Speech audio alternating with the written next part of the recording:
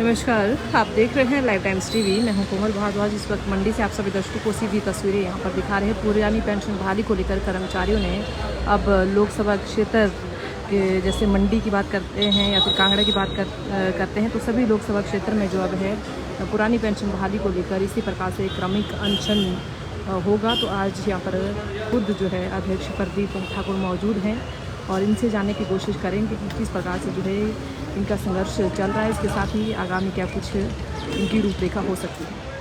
ये तस्वीर आपको मंडी की शेरी चांदनी से सीधी लाइव यहाँ पर दिखा रहे हैं।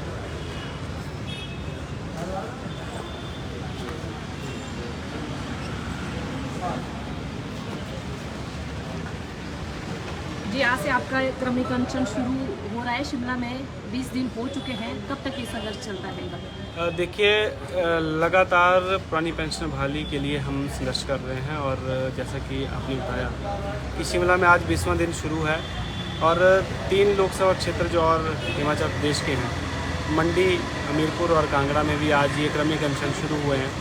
तो ये क्रमिक अनशन पेंशन बहाली तक इस तरह जारी रहेगा और इसी पेंशन बहाली के लिए और भी कार्यक्रम हमारे संगठन के साथियों द्वारा किए जा रहे हैं। आज प्रदेश के सभी कार्यालय में, सभी स्कूलों में कर्मचारी संख्या में हम क्रमिक अनशन में बैठ रहे हैं। तो बाकी लोग जो हैं, जितने भी कर्मचारी हैं, वो आज गेट मीटिंग करके इस क्रमिक अनशन का समर्थन कर रहे हैं। कुछ बहुत सारे साथी ऐसे भी हैं जो अनशन पर अपने कार्यालय में ही अनशन पर हैं और साथ ही साथ गेट मीटिंग के माध्यम से एनपीएस की खामियां और एनपीएस को कैसे दूर किया जा सकता है, इस संबंध में भी गेट मीटिंग में चर्चा आज कर्मचारियों द्वारा की जाएगी।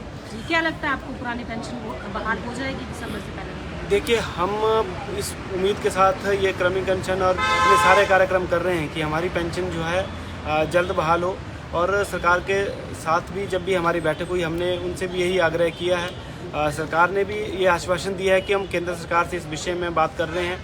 उम्मीद करते हैं माननीय मुख्यमंत्री महोदय ने जो हमारी बैठक में कुछ बातें हुई है, उन बातों को लेकर थोड़ा सीरियस होंगे और केंद्र सरकार से अगर बात करने की ज़रूरत वो महसूस करते हैं तो ज़रूर करेंगे। वैसे इस विषय में केंद्र सरकार का कोई विशेष योगदान शायद नहीं होना चाहिए। वो इसलिए कि ये जो पेंशन का मुद्दा है, ये सीधे सीधे राज्य सरकार के अंतर्गत आता है और राज्य सरकार इसमें बिल्कुल स्वतंत्र है कि वो अपने कर्मचारियों को कैसी पेंशन दे, किस तरह की पेंशन दे, वो एनपीएस में रखें, ओपीएस में रखें। तो ये मुद्दा जो है सीधे राज्य सरकार का है। लेकिन फिर भी कुछ राजनीतिक वजह से अगर वो अपने केंद्र नेतृत्व से चर्चा करना चाहते हैं तो वो करें। हम तब भी इंतज़ार करेंगे। हमने ये कहा है कि हम आचार संहिता तक इंतज़ार कर रहे हैं।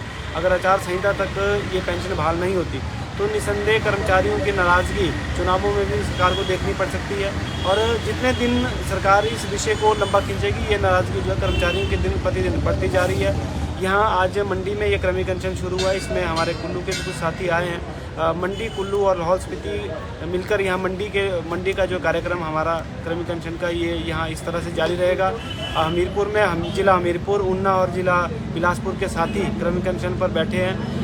वैसे ही कांगड़ा में कांगड़ा और चंबा के साथी बैठे हैं। शिमला में शिमला, किन्नौर, सोलन, सिरमौर और स्पीति के हमारे साथी वहाँ पर क्रमिक अनशन पर बैठे हैं। हमारी मांग, एकमात्र मांग पुरानी पेंशन बहाली है। सरकार को इस विषय में जल्द सोचना चाहिए और जल्द हमारी पेंशन बहाल करनी चाहिए। मुख्यमंत्री जयराम ठाकुर दिल्ली गए, क्या लगता है आज उनकी पीएम से भी मुलाकात की संभावना है, वो बातचीत रख सकते हैं आप लोग? देखिए, ये हम उम्मीद कर रहे हैं क्योंकि चारों ओर से सरकार को भी दबाव है, चारों तरफ से जो है माननीय मुख्यमंत्री के ऊपर भी दबाव है। हमारे सूत्रों से हमें ये भी मालूम हुआ है कि उन्हीं के राजनीतिक दल के सभी मंत्री और विधायक भी थोड़ा दबाव उनके ऊपर बना रहे हैं और उम्मीद करते हैं कि कर्मचारियों की भावना वो माननीय प्रधानमंत्री महोदय के समक्ष भी आज जरूर रखेंगे, अपने केंद्रीय नेतृत्व के समक्ष भी जरूर रखेंगे। अगर वो इस विषय में सीरियस है तो इस विषय को जो है हल करने का वो एक फैसला ले सकते हैं। अगर सीरियस नहीं है, कर्मचारियों को और नाराज़ करना चाहते हैं तो वो उनकी मर्जी है, लेकिन उम्मीद करते हैं कि जल्द हमारी पेंशन बहाल हो जाएगी। दूसरी तरफ कांग्रेस ने भी पिछले कल जो है कहा है कि सरकार बनती है तो सबसे पहले पुरानी पेंशन को बहाल देखिए, इस प्रदेश के चाहे वो सत्ताधारी दल के कुछ विधायक हों या चाहे विपक्ष के नेता हों, उनकी तरफ से लगातार पेंशन बहाली की मांग विधानसभा के अंदर और बाहर उठाई गई है। और ख़ास करके जिस राजनीतिक दल की आपने बात की, उन्होंने पिछले कल 10 गारंटियाँ दी है। और मुझे ये मीडिया के साथ इस बात की चर्चा करते हुए प्रसन्नता हो रही है कि आज हिमाचल प्रदेश में पेंशन बहाली का मुद्दा नंबर 1 बन चुका है। आज तक शायद ही ऐसा कभी हुआ होगा कि विपक्षी दल जिसकी सरकार नहीं होती, वो अगर चुनावों के वक्त जो है अपने घोषणा पत्र में कोई विषय रख रहे हों, तो पहली बार ऐसा हुआ है कि कर्मचारियों का मुद्दा पहले नंबर पर है। और इसके लिए सभी कर्मचारियों की जो मेहनत है वो रंग लाई है, और उम्मीद करते हैं कि वर्तमान सरकार हमारी पेंशन बहाल करेगी। अगर नहीं करती तो कर्मचारियों के पास अच्छे ऑप्शन मिल रहे हैं, और जो ऑप्शन कर्मचारियों के पास अच्छे होंगे, निसंदेह ये लोकतंत्र है, लोकतंत्र में जो वोट का अधिकार है वो उस अधिकार को प्रयोग करते हुए कर्मचारी अपने लिए ज़रूर इस बार वोटिंग भी करेंगे। चलिए, बहुत बहुत धन्यवाद।